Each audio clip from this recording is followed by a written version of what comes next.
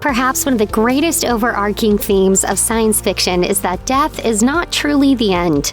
As Carl Sagan once said, "We are stardust," and every one of these sci-fi stars you might not know had died have been immortalized by their contributions to the genre. In the 90s, Star Trek Deep Space Nine switched up the sci-fi franchise to explore deeper storytelling and greater character dynamics for its extended cast of characters. That meant that even the most minor of characters remain eminently memorable to this day. Aaron Eisenberg's young Ferengi character Nog was one such character, having started the show in a minor role as a delinquent before evolving to become the first Ferengi in Starfleet. Later, his character was even involved in a thoughtful storyline regarding the traumas of war. When Eisenberg died at 50 in 2019, his DS9 co-stars flooded Twitter with warm tributes to the beloved actor. Armin Shimmerman, who played Ferengi bartender Quark in the show, called his former co-star, quote, "the best of humanity," who was a great soul and a tremendous talent. Penny Johnson-Gerald, known for playing Cassidy Yates Sisko, echoed the shock of the Star Trek community, writing, "My eyes are blinded by tears. My ears are deafened by sobs. It's Sunday morning, and you are no longer on Earth." According to Variety, Eisenberg had received 2 kidney transplants throughout his life after being born with 1 kidney and had experienced health issues as a result. On Facebook, his wife Melissa Longo paid tribute to her late husband and wrote, "He was so driven to put the best he had into whatever work was put before him. He lived his life with such vigor and passion." He was best known for playing Ball, one of Stargate SG-1's best-loved villains. As tributes to the actor suggest, Cliff Simon was just as well loved for being a legit good guy in real life, too. In 2021, his wife shared the news on Facebook that Simon had tragically died. Quote, "After being involved in a kiteboarding accident at Topanga Beach in California." She wrote of her grief, "There is a gaping hole where he once stood on this earth. He was loved by too many to mention, and had a great impact on so many lives." As Ball, Simon's performance was as fearsome as it was charismatic. He won such adoration from fans that the character was made the main villain of the 2008 spin-off movie, Stargate Continuum. He'd clearly also left an impression on his Stargate SG-1 co-stars, who shared their love for the star on Twitter. Michael Shanks, who depicted archaeologist Daniel Jackson on the show, wrote, "He was a talent at everything he tried, and I was lucky enough to call him my friend." Meanwhile, Claudia Black, known for depicting Vala Maldoran, confessed to being a mess upon hearing the tragic news and called Simon, quote, "a gentleman and a delight to play, work with." Whether you are a huge fan of Babylon 5 or only dipped in to enjoy the occasional episode, there's a strong likelihood that Jerry Doyle's tremendous presence and performance as Michael Garibaldi made an impact on you. The actor, who would later enjoy a career as a political talk show host, lent a power to the character which Deadline described as being, quote, "the show's everyman. A streetwise recovering alcoholic, working-class character who loved Looney Tunes cartoons and old movies." Garibaldi was a tender and complex character, and Doyle's depiction of him was likewise warm and affectionate. In 2016, Doyle's family shared the sad news of Jerry's death on Twitter, with TMZ confirming the actor died of natural causes, with chronic alcoholism as a contributing factor. He was 60. His former co-star, Bruce Boxleitner, who played Captain John J. Sheridan on the show, shared his devastation on Twitter and said, "During the B5 years, he was a great pal." Meanwhile, Babylon 5 creator J. Michael Straczynski penned a loving tribute to Doyle for the late actor's website, Epic Times. "He was funny and dangerous and loyal and a prankster and a pain in the His passing is a profound loss to everyone who knew him." In a show crammed full of outstanding characters, Mira Furlan's eloquent depiction of the rousing Minbari ambassador Delenn on Babylon 5 still shines as a standout. As reported by Deadline, the Croatian-born star, quote, "was a well-known, award-winning theater, film, and TV actress in the former Yugoslavia, who emigrated to the U.S. during the Croatian War of Independence. Her strong theatrical roots and experience with living through conflict brought extra power to Furlan's performance." Speaking to the Chicago Tribune, Furlan described Delenn as a, quote, "woman who must be a leader and must be strong, but who is also full of emotion and secrets." She also confessed that what happened to herself and her husband in war-torn Croatia helped how creator J. Michael Straczynski built her character. she said, "Dylan is a combination of what Joe created, what happened to me in my homeland, my other life experiences, and what I bring to her with my imagination." The actor died in 2021, and as Straczynski stated on Twitter, it sadly wasn't a surprise. He acknowledged that he and other cast members had been aware of her failing health for a long while. He encouraged fans to pay tribute, writing, "If you are a fan of Mira's work, fire up those special moments when she shook the heavens and relive the art that she brought to her work." There's really something to be said about an actor who can convey so much from behind a mask. Through gesture and mannerisms, British acting legend Jeremy Bulloch was able to bring bounty hunter Boba Fett to life in the original Star Wars trilogy, and he didn't have to show his face once to do so. Bulloch died in 2020, aged 75, from complications due to Parkinson's disease. However, his captivating performance of the beloved character was rightfully celebrated as a beguiling force, as threatening as it was charismatic. Star Wars creator George Lucas described the actor as being, quote, "a true gentleman who brought the perfect combination of mystery and menace to the character," while Billy D. Williams, who starred opposite Bulloch as Lando Calrissian, paid tribute by writing, "Today we lost the best bounty hunter in the galaxy." As Den of Geek points out, Bulloch's performance was inspired by, quote, "the ruthless anti-hero elements of Clint Eastwood's character from Sergio Leone's spaghetti western trilogy," with the actor once stating, "I thought of Boba Fett as Clint Eastwood in a suit of armor." Arguably, Bulloch's choice of Western influence contributed a great deal to the overall tone of the trilogy, and it can be seen to this day in the continuation of the character in The Mandalorian. Like Jeremy Bulloch, former bodybuilder turned character actor Dave Prowse contributed an imminent physical presence to the original Star Wars movies as dark side champion Darth Vader. Though James Earl Jones notoriously voiced the villain, as Lucasfilm noted in their tribute to Prowse, the star brought a, quote, "commanding presence and imposing physical performance to the role." Likewise, George Lucas remembered the actor by celebrating how Prowse had, quote, "an imposing stature and movement performance to match the intensity and undercurrent of Vader's presence." In addition, he wrote, "he made Vader leap off the page and onto the big screen." The actor died in 2020 at the age of 85, after living with Alzheimer's. However, his daughter later confirmed to The Sun that he was hospitalized with COVID-19 before he died. Commemorating Prowse on Twitter, actor Mark Hamill wrote, "A fine actor, delightful company, and so kind to everyone lucky enough to meet or work with him." Meanwhile, Anthony Daniels, best known for his performance as Camp Robot C-3PO, praised Prowse's ability to, quote, "go to the dark side and be cool about it," during an interview on BBC Radio 4. According to Daily Express, Dave Prowse was originally considered by George Lucas for the role of Chewbacca due to his commanding stature. However, when the actor turned down the role because he didn't, quote, "fancy 3 months in a gorilla suit," a much taller actor was chosen to portray the lovable Wookiee instead. Peter Mayhew, born with gigantism, the actor was originally picked solely for his height, but brought a great deal more to the role. Starring opposite Harrison Ford's roguish Han Solo, as the character's hairy, heroic ride or die, Mayhew played the character like an intergalactic comfort blanket, once telling Rolling Stone, "My character is a teddy bear, basically."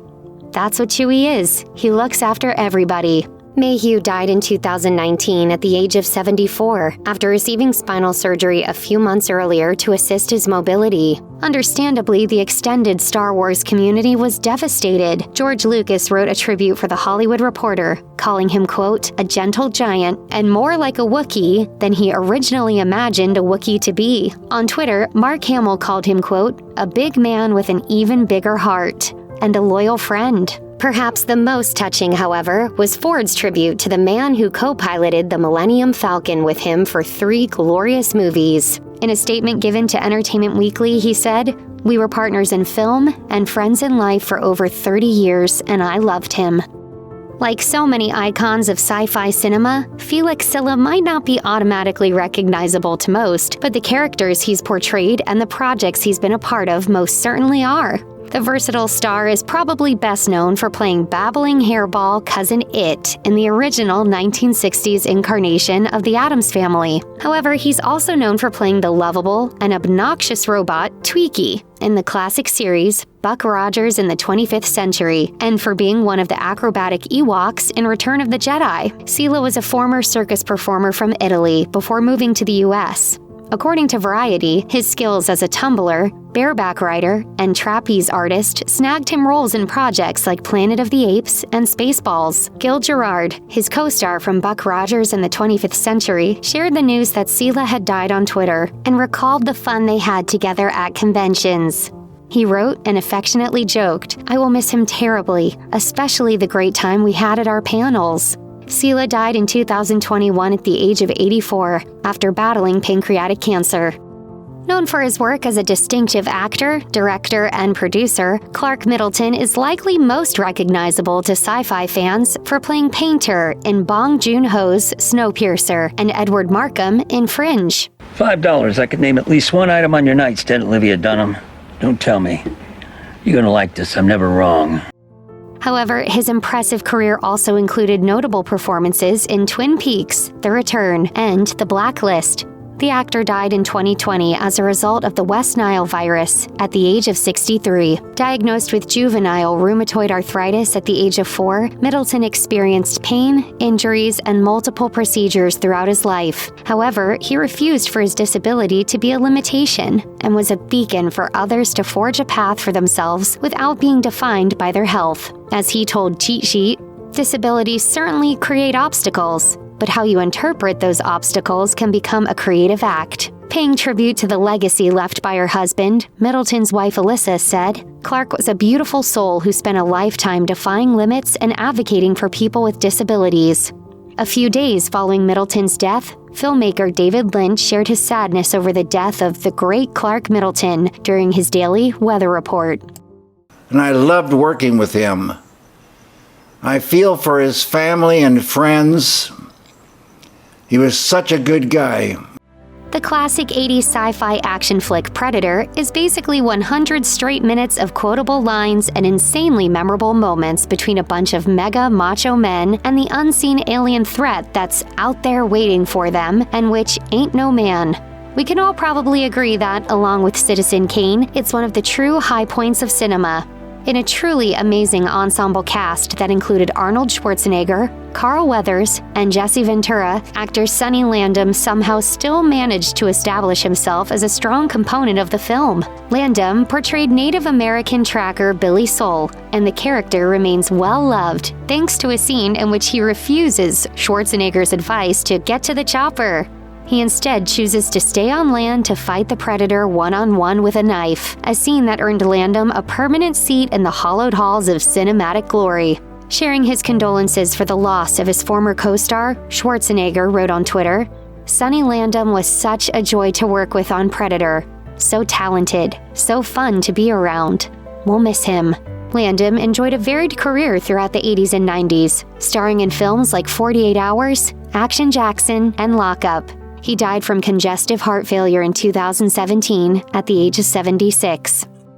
The Boston-born character actor, Richard Hurd, is one of those faces that made TV and cinema audiences across America joyfully yell, "Oh, it's that guy," whenever he appeared. Though he enjoyed a lucrative film career making subtle appearances in critically acclaimed movies like Planes, Trains, and Automobiles and Get Out, Hurd will be best known to sci-fi audiences for his contributions to the genre on television. Most notably, the veteran actor depicted Supreme Commander John in the classic alien invasion series V. However, he was also a prominent Star Trek star, having appeared as the Klingon L'Kor in Star Trek The Next Generation, and also as Admiral Owen Paris in Star Trek Voyager, and the fan-funded independent follow-up series, Star Trek Renegades. On a non-sci-fi note, fans may also recognize the esteemed actor from his droll performance as bumbling New York Yankees executive Mr. Willem in Seinfeld. The 87-year-old died in 2020 of complications from cancer. On Twitter, Hurd's co-star Jane Badler, who depicted central antagonist Diana on V, recalled the great honor she had in working, quote, with the wonderful actor and beautiful man. She wrote, I was so blessed to have had him on the set of my first big miniseries V. R.I.P. Richard. Rutger Hauer will eternally be considered sci-fi royalty, if just for the delivery of his iconic monologue as replicant Roy Batty in Ridley Scott's Blade Runner. I've seen things you people wouldn't believe. It might be the movie's most standout moment, and as the actor expressed to Radio Times, it came about because Scott gave him, quote, all the freedom to take a knife to the script and make the moment his own. He said, I kept 2 lines because I thought they were poetic. I thought they belonged to this character because somewhere in his digital head he has poetry and knows what it is. He feels it. Blade Runner aside, Hauer managed to craft a distinctive career for himself by starring in an impressive variety of genre movies and TV shows, which included Ladyhawke, Batman Begins, and the original movie of Buffy the Vampire Slayer. The actor died at the age of 75 in 2019 after a short illness, according to Variety. Subsequently, fans and former colleagues flooded social media with tributes to the one-of-a-kind actor. Filmmaker Guillermo del Toro celebrated the, quote, intense, deep, genuine, and magnetic actor for bringing truth, power, and beauty to his films. Meanwhile, Kristy Swanson, the original Buffy, observed the immense legacy the actor has left. Addressing her tribute directly to him, she wrote, your mastery of every role you ever played will always be cherished. As far as breakthrough roles go, Miguel Ferrer's stint as Bob Morton, the young, immoral executive leading the cyborg police officer program in Paul Verhoeven's RoboCop, is pretty damn baller. Though the actor had minor roles prior to the enduring sci-fi satire, RoboCop established his talents for bombastic performances of well-crafted and often villainous characters. As Ferrer told OK TV, such roles were creatively instinctive to him. He said, I think villainy just comes naturally to me. I get to work it out professionally so I can be a nice person in life. Ferrer's RoboCop co-star Kevin Page, who played junior executive Mr. Kinney, told The Hollywood Reporter that Ferrer's natural instinct for performance gave him a terrific learning experience on set. He said, he forced you to pay the hell attention to what was going on, or he was going to whip you off the screen. After RoboCop put him on the map, Ferrer appeared on screen in a variety of projects, including Hot Shots Part 2. He also enjoyed career-defining roles as Owen Granger in NCIS Los Angeles and as exasperated FBI agent Albert Rosenfield in Twin Peaks, and the 2017 series reprisal Twin Peaks: The Return. Ferrer died of throat cancer in 2017, aged 61. Suffice it to say, when an individual has enjoyed roles in a double whammy of sci-fi greatness like Cocoon and The Thing, then they're going to be given a full, loving salute by the community when they die. That's exactly what happened in 2020 when Wilford Brimley died at the age of 85. As reported by NPR, the actor was, quote, on dialysis and had several medical issues when he died. Brimley's manager, Linda Bensky, led tributes to the one-of-a-kind actor, saying, he had a gruff exterior and a tender heart. Meanwhile, horror legend Barbara Crampton called the character actor a, quote, purveyor of truth and reason, and added that the consistent quality of his work, being able to effortlessly transform into such characters, made him, quote, a man you always trusted when watching him work. A revered star of stage and screen, Yaphet Kotto was a trailblazing black performer who challenged racial stereotypes in mainstream movies of the 70s and 80s. While the actor is known for roles in films like The Running Man and Live and Let Die, there are roles that he admitted to The Big Issue he chose to help him change the black stereotype on screen. He said, that was my plan, to play parts that would open up the doors for others. And it worked. Not only did Kotto get to provide, quote, the first time you saw a black guy out to do James Bond, but he also got to depict the first black man in a space adventure in his iconic role as blue-collar chief engineer of the Nostromo Dennis Parker in the blockbuster Alien. His performance as the heroic technician gave him sci-fi legend status for life, but he could have even achieved rogue status. The actor was reportedly being touted to play Han Solo, and later Lando Calrissian in the original Star Wars trilogy. Regardless, his Alien role remains an astounding legacy for the actor, who died in 2021 at the age of 81. In tribute, Kotto's former Alien co-star Sigourney Weaver wrote how his acting prowess on set was an inspiration to her. she said. He just went for it in every scene, making the stakes higher and higher and giving each scene a terrifying reality. British actor Ian Holm might be one of the greatest acting talents to have graced sci-fi screens. The actor, who received an Oscar nomination for his supporting role in Chariots of Fire, also received a knighthood in 1998 for his services to drama. To sci-fi and fantasy fans, however, he'll always be known for playing Hobbit hero Bilbo Baggins in Peter Jackson's incredible Lord of the Rings trilogy and the duplicitous android Ash in Ridley Scott's Alien. Holmes' acting prowess lent a significant quality to the role of Ash in Alien, and as recounted by Holmes in his autobiography, Scott asked that the actor play the role not as an android, but as a human. He wrote, "Realistic human. It's the same for the monster. The realism will make it work, not the fantasy." Upon the news of the actor's death, Scott shared his memories of directing the celebrated thespian with Sci-Fi Wire. "Ian talked to me during production quite a lot, which I found to be very helpful. A great talent and a great man. We'll miss him." The Guardian reported that Holm died peacefully, aged 88, of a Parkinson's-related illness in the summer of 2020. If you or anyone you know is struggling with addiction issues, help is available. Visit the Substance Abuse and Mental Health Services Administration website or contact SAMHSA's National Helpline at 1-800-662-HELP. 4357.